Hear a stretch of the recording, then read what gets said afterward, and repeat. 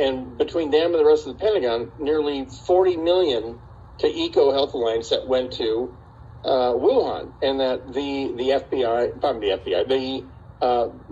Pentagon specifically knew that the PLA, the People's Liberation Army, the Chinese army, was doing this gain of function research there. And then, by the way, as you recall, over the last year, here in California alone, 3 in California, 1 in Ohio, 4 different PLA researchers, officers, have been arrested on their way out of the United States for espionage. There was a PLA researcher who got a position as a researcher at the University of California, San Francisco Medical Research Lab.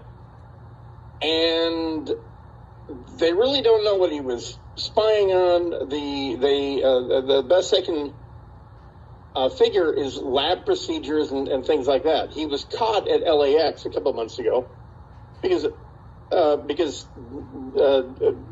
ICE knew that he lied on his application on the way into the country. On his application, it said, do you have or have you any connection to the People's Liberation Army or the Chinese government or whatever? He said no. On his way out, they said, hey, aren't you a major in the People's Liberation Army? And he said, why, yes. Why do you ask? Do you want a letter of recommendation?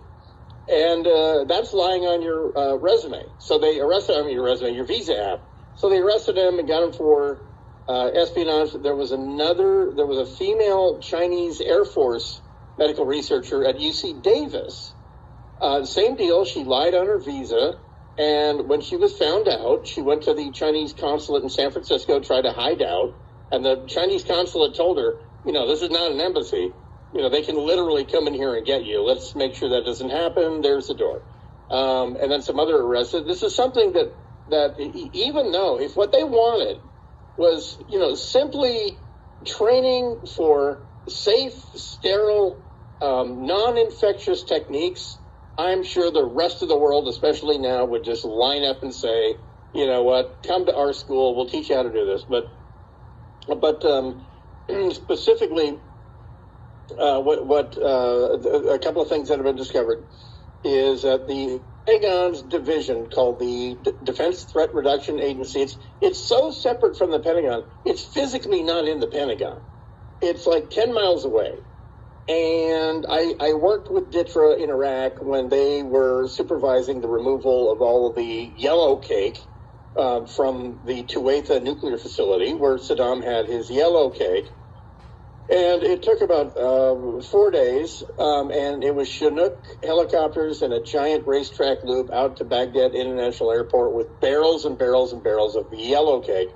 And DITRA ran it. Defense Threat Reduction Agency ran it. And then also I was part of the inspection team, the WMD inspection team for Iraq. And I consider working for them after the war because I had never heard of them. I liked their work. I liked their freedom, the whole thing. And what I liked was their mandate is everything. I mean, think of the title, Defense Threat Reduction Agency. That's everything from aliens to viruses, right?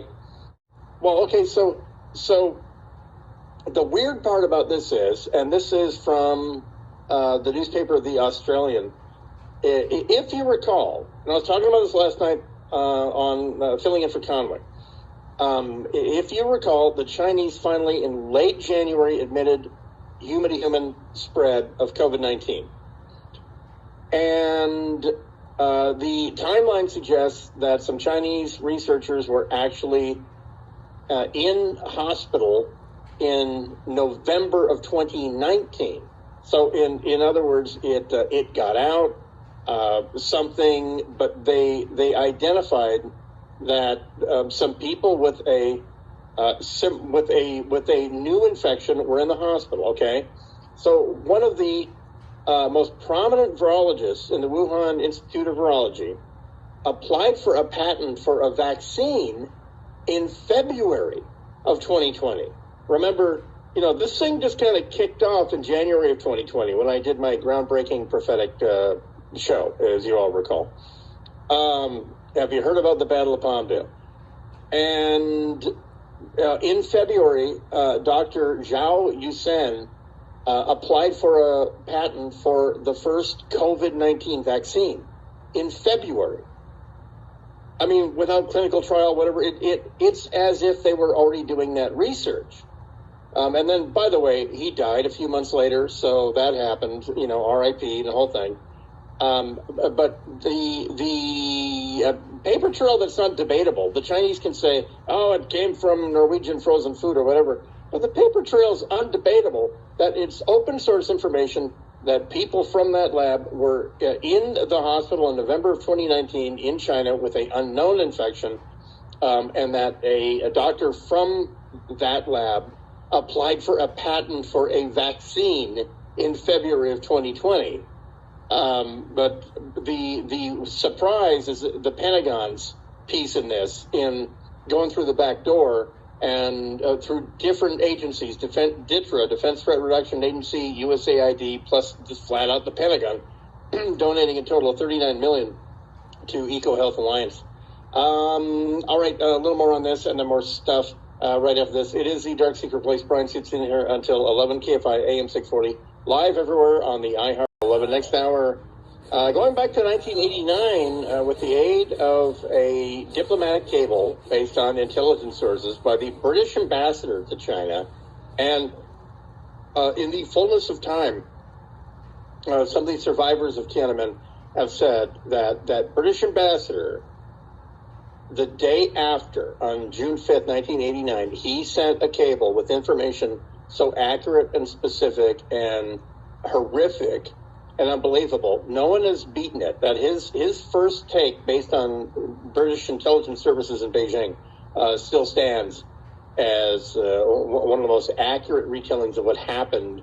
Thing is, you probably never heard of it because it was classified for years, and it was just declassified in 2017. So we'll get into that. Sort of an interesting side effect. I mean, I know how the Myanmar coup has just absolutely dominated the headlines, even pushing COVID off. Besides that woman exercising on TV, that viral video, I don't think it's been at all in the media. But what they've unleashed, what the military have unleashed by retaking power in Myanmar, after a half-decade hiatus of so-called democracy, what they've unleashed is that there's several dozen unique ethnicities in Myanmar that have had breakaway liberation movements for decades. The most prominent of them is there's an ethnicity in the north of Myanmar called the Karen people, and that's their pronunciation. If you saw it, because it's spelled Karen, it is Karen Liberation, and that means you want the right to call the manager. But the Karen People's Liberation Movement have weapons factories. They make ammunition, AK-47s. They make mortars.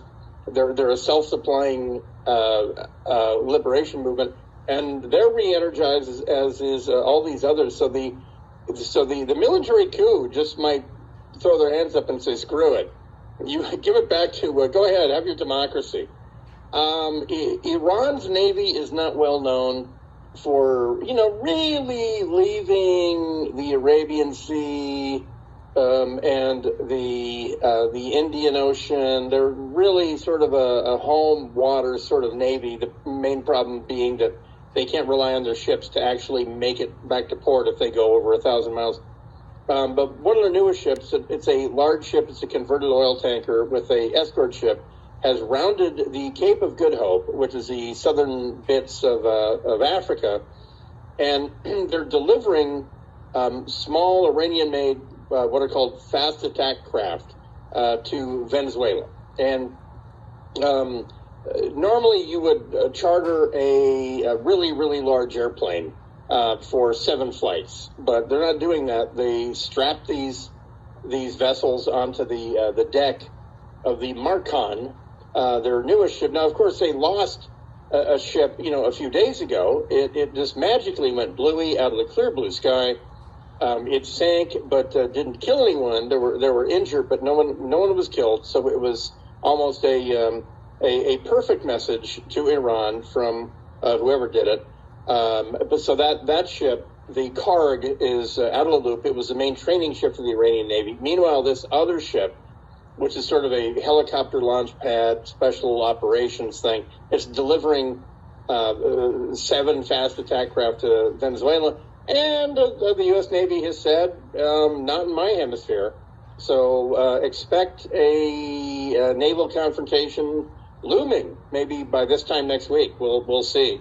We'll see what happens there. All right. So the eyewitness account, an account from sources. British intelligence was superb in 1989 in China, and the ambassador from the UK wrote a memo in blunt terms of what happened the night before, and it's probably stuff you've never ever heard before.